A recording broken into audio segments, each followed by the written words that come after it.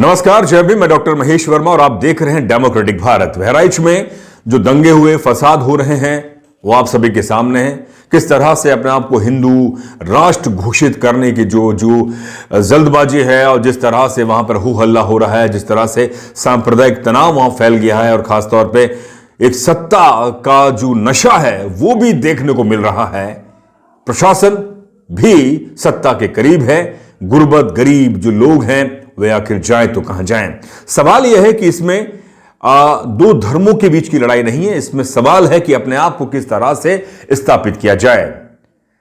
बड़ा सवाल यह है कि जो इस पूरी भीड़ के अंदर जो गरीब है, जो गुर्बत की जिंदगी जी रहा है, तो 2 जून की रोटी खाने के लिए जो मेहनत करता है, ठेली लगाता है, रिक्शा चलाता है, जो मजदूरी करता है, उसकी जिंदगी बहुत दयनीय हो रही है। सवाल यही है, उसमें बड़े स्तर पर बड़े जो उसकी संख्या है उसमें बहुजन दलित वर्ग के लोग हैं और खासतौर पे वो लोग हैं जो उस पूरे फसाद में अपने आप को हिंदू कहने के लिए आगे आते हैं और वह उस समय हिंदू बनते हैं और अपने गैर हिंदू वर्ग से इस तरह से संघर्ष करते हैं और जिस समय मानो उन्हें वो बहुत बड़ी सत्ता मिल गई है। साथियों, एक तस्वीर अमित शाह के जो बेटे हैं विकास साहब, वह आईसीसी के चेयरमैन बनते हैं। पहले बीसीसीआई के चेयरमैन थे, अब आईसीसी के चेयर बनते हैं। कोई भी नेता का बेटा इस तरह के फसाद, सांप्रदायिक दंगों में नहीं आएगा। जो जिनके गरीब हैं, जो बहुत ही सामान्य जिंदगी जीते हैं, मध्यम वर्गीय लोग हैं या उससे भी कम है लोग हैं, गरीब गुर्बत हैं, उनके बच्चे धर्म को बचाने के लिए इस तरह के फसादों में कूदते हैं। आप पूछे उन नेताओं से, पूछे उन ब्यूरोक्रेट्स के लोगों से, खासतौर पे नेताओं से और उन बाबाओं के जो परिवार वालों से कि आपके बच्चे कहां पर हैं। क्या आपके बच्चे वाकई धर्म को बचा रहे हैं? क्या उस संस्कृति को बचा रहे हैं? क्या उस सनातन परंपरा को बचाने में आगे आ रहे हैं? आप सिर्फ और सिर्फ उन लोगों का इस्तेमाल कर रहे हैं जिनके अंदर आपने एक ऐसा जहर पैदा कर दिया है, जिस जहर के आधार पर सिर्फ और सिर्फ उन्हें आप भीड़ बनाकर सामने वाले से लड़वाना चाहते हैं। और इसका परिणाम आप सभी के सामने है। जब तस्वीरें सामने आती हैं तो खुद को एक बहुत ही अफसोस होता है कि हम भारत को कहां लेकर जा रहे हैं।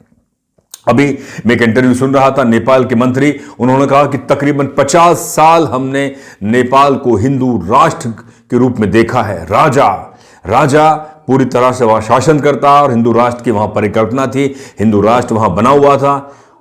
नेपाल दुनिया में बहुत पिछड़ा था, बहुत गुर्बत की जिंदगी थी, कहीं वहां पे किसी तरह की कोई विकास नहीं था। लेकिन वहां पर एक बहुत बड़ी क्रांति हुई, लोकतंत्र आया और उस क्रांति में तकरीबन 17,000 लोगों ने आहुति दी, 17,000 लोग मरे। उसके बाद वहां पर एक लोकतंत्र आया और आज हम उस लोकतंत्र को जी रहे हैं और उस लोकतंत्र के आधार पर आगे बढ़ रहे हैं। वहीं भारत, जहां लोकतांत्रिक देश है, 1947 में भारत आजाद हुआ, अंग्रेजों से गुलामी से जो आजाद हुआ, उसमें लोकतांत्रिक देश भारत एक डेमोक्रेटिक कंट्री बनता है। और आज हम भारत को हिंदू राष्ट्र बनाने की ओर ले जा रहे हैं, तो उसका मतलब है कि हम भारत को एक बार फिर पीछे की ओर ले जा रहे हैं, जहां पर सिर्फ जाति, धर्म, वर्ण व्यवस्था ऊंच नीच ही बनी रहेगी। वहां सिर्फ आपको कोई लोकतांत्रिक अधिकार नहीं होंगे। उन्होंने, नेपाल के मंत्री ने साफ तौर पे यह बात भी कही कि हमने बाबा साहब के बनाए हुए संविधान को आत्मसात किया, बाबा साहब के सिद्धांतों को आत्मसात किया और आज नेपाल दुनिया की दौड़ में अपने आप को आगे बढ़ाने के लिए कदम बढ़ा रहा है। और एक तरफ भारत जो दुनिया की दौड़ में पहले से आगे की ओर रहा है, वो अगर हिंदू राष्ट्र अपने आप को बनाता है तो वह दुनिया की दौड़ में एक बार फिर पीछे की ओर चला जाएगा।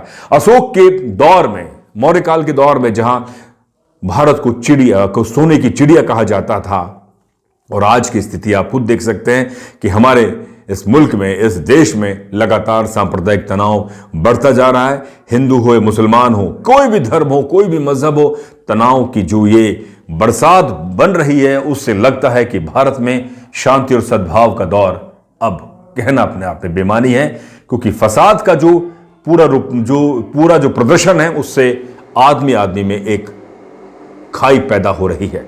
इसलिए नेपाल के मंत्री का साफ तौर पर कहना है कि अगर आप हिंदू राष्ट्र की परिकल्पना करते हैं भारत को बनाने में, तो आप भारत को पीछे ले जा रहे हैं, इसलिए आप भारत को लोकतांत्रिक यानी कि डेमोक्रेटिक कंट्री ही और ज्यादा मजबूत करते हैं और ज्यादा उसको साइंटिफिक टेम्परामेंट के लिए आधार पर आगे बढ़ाते हैं, तो भारत दुनिया के नक्शे पर ऊंचा जाएगा और ऊपर जाएगा। तो साथियों, इस मुद्दे पर आप अपनी राय जरूर लिखकर भेजें। आपसे निवेदन रहेगा, डेमोक्रेटिक भारत को आप सब्सक्राइब करें, और आर्थिक मदद आप डेमोक्रेटिक भारत को करते हैं तो आप हमारे सच्चे और मेहनती पत्रकारिता में एक साथी बन सकते हैं। दीजिए इजाजत, बहुत बहुत शुक्रिया। जय भीम, जय भारत।